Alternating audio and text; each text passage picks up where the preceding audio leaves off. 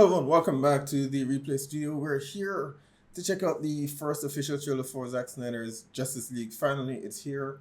Zack has been dropping still photos over the past few days, so we've been getting a good look at some of the more interesting characters. Quite a few that I'm interested in.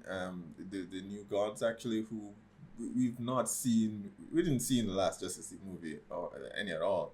But I'm a huge fan of the Justice League, not just the comics, but the Justice League animated series and Unlimited, which did quite a bit. We spent quite a bit of time um, on on on Apocalypse and exploring the new gods. It was fantastic, and I'm glad to see that we're getting to see those characters on live screen for the first time. Oh, I'm optimistic. I'm skeptically optimistic because I mean I know no matter how Warner Brothers may want to take this the franchise in a new direction, so this may very well be the last the last vision for Zack that we actually get to see on the screen. Hopefully it's successful enough, and that's not the case. I mean, I've been following him since. I know a lot of people know him for Dawn of the Dead, but my first introduction to Zack was Sucker Punch, which I think is a criminally underrated film. It was just it details just how good a visual storyteller Zack Snyder actually is, and that much I appreciate him for. But I can't wait, guys. I'm excited to see this trailer, so let's check it out.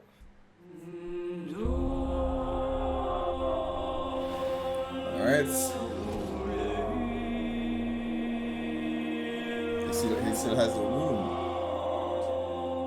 in his chest. Been wrong.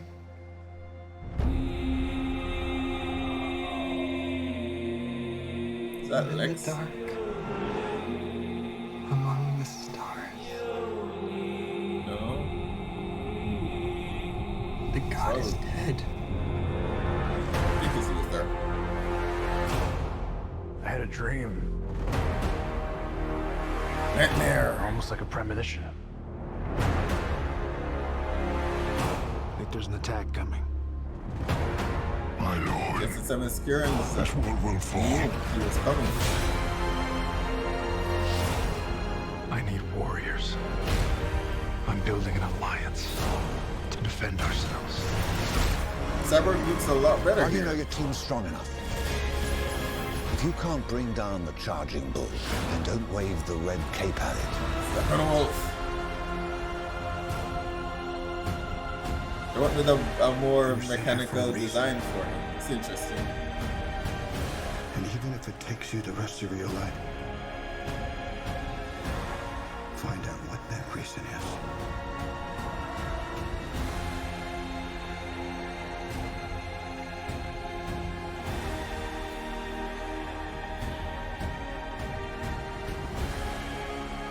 They said the age of heroes would never come again. It's here. The black suit. It has to.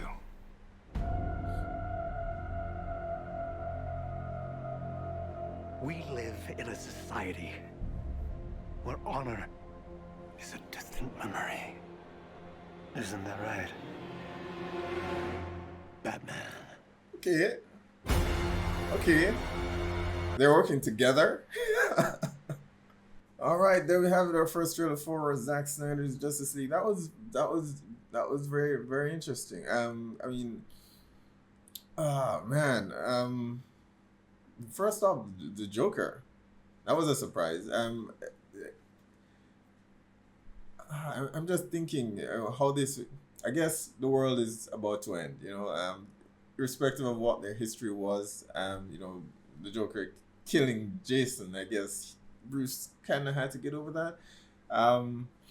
This will need to be done really well because they spent so much in BVS building up Bruce's grief about Jason's loss, and you see him, in the Batcave looking at the suit, and he despises the Joker at this point. And we know this is not a Bruce who's very forgiving. We see him branding criminals. So for him to for him to be working with the Joker now, and it has to be something that is so dire that he has no other choice. And I guess this is it. Dark Side is here. So Villains and heroes alike will have to work together to try to bring him down. Um, you know, I see something of a difference with the Joker's appearance here. And look, I was never one of those persons who had an issue with the Joker's look. I thought his look was fine because they were going for not, Joaquin Phoenix's Joker. They're going for the Joker who's a gangster, Cesar Romero's Joker. It was fitting for a modern take on what they were trying to go for. This modern gangster who's very much different from the Joker that we've known. But there've been various iterations of the Joker, so that should have come at no surprise to anyone. So his appearance was never my issue. The issue I had with Suicide Squad was just the lines that he had gotten, and I don't even think that he needed a bigger part because the Suicide Squad was never about the Joker. It was about the other characters, and the Joker was simply a wild card that was actually thrown in there. So I don't agree with the conversation that he should have gotten more screen time. I just don't, because it's not about him. But his lines could have been better. But I'm loving that. I can't wait to see that dynamic specifically. Tonally, it's definitely different from Whedon's Justice League. We finally got to see the black suit and what part that will actually play in the complete story, which I suspect because I think it was done in Justice League animated as well as in the comics. Clark dies, his body is taken, and Darkseid sort of reprograms him and sends him back to Earth. I suspect that is what happens here, and that is where I think they should have gone with the first Justice League movie. I don't know why they chose to change direction there. Well, we know why. But I will say, it's looking good. It's looking good. Of course, there are going to be a lot of complaints about the saturated colors and everything looking very dark. But it's Darkseid. He's supposed to, in my mind, when I think Apocalypse, that is what I think of. And if he brought Apocalypse here on Earth, then yeah, it's going to look very, grim and yeah, it's supposed to feel that way. That there's no hope, and that's what our heroes are here for. So I absolutely can't wait. I think as much as I'm excited for this, I still think it was too soon for Darkseid as far as the Justice League movie is concerned. Just perhaps Zack had other ideas in mind, after Man of Steel. I know he wanted to do the Cyborg and Flash film, but, he wanted that to be done before the Justice League movie, and it should have been. So even though I'm excited for this, I still think it was too soon for Darkseid to show up. There still needed to have been a lot of world building, which is why I'm not so against Warner Brothers' decision to kind of reboot the Justice League, even though they're the ones that screwed up in the first place, and they wasted these terrific actors because we're now going to lose Affleck. Not that I dislike Pattinson. I love the actor as well, but I thought for an older, more gruff Batman, I thought Affleck did a fantastic job, and we're going to lose Diana if they reboot that as well.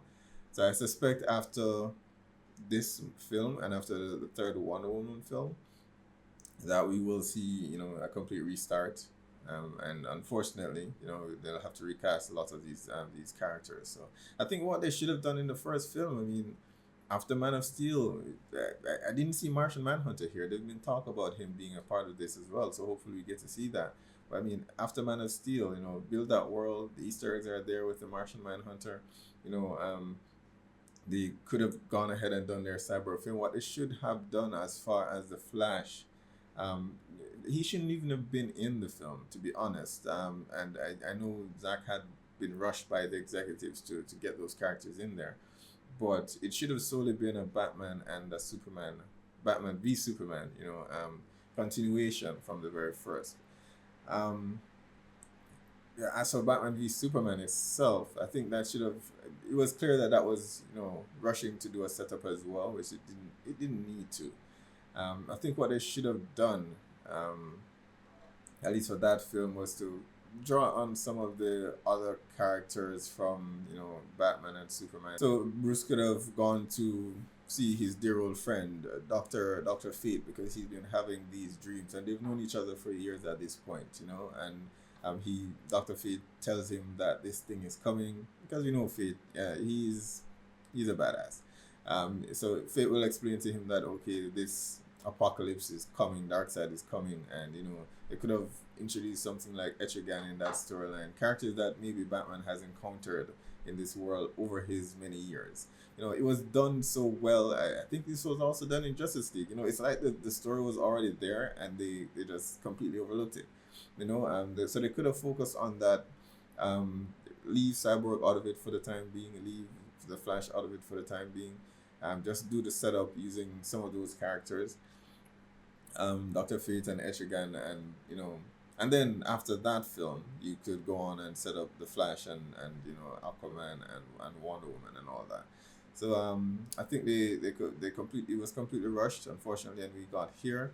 But still looking forward to see Zack's vision here, and hopefully, these characters are the pantheon of comic book characters, so they need to be done well. They need their story told well, and I know people draw a lot of comparisons between the DC and the Marvel films and the characters. It's very different for DC because the DC characters, while the Marvel characters are humans, humans attempting to become something more. Right? DC is the complete opposite. In large part, these are gods attempting to learn, how to live amongst men, and because of that element makes them a bit, unrelatable to a lot of characters, which is why Superman is such a very difficult character to do, and I thought Zack Snyder did that beautifully in Man of Steel, because these are gods. It's very difficult for people to relate. Bruce is probably the only outlier because he's he's very much human. In some ways, he still pretty much beats gods when he needs to, but he's still human. But those characters are a lot more difficult to write, so they can't take the same approach that Marvel has taken with their films. So hopefully we'll see some lessons learned here, for whatever new slate of films are DC and Warner Brothers has planned for the future, and hopefully it's as good as this one, because this looks absolutely fantastic, and I can't wait to go to Apocalypse, see Granny Goodness, and all those characters that I've been waiting for. So excited. Be sure to post down below, guys. Let me know what your thoughts are on this trailer. Be sure to hit like and subscribe, and I'll see you guys for the next one.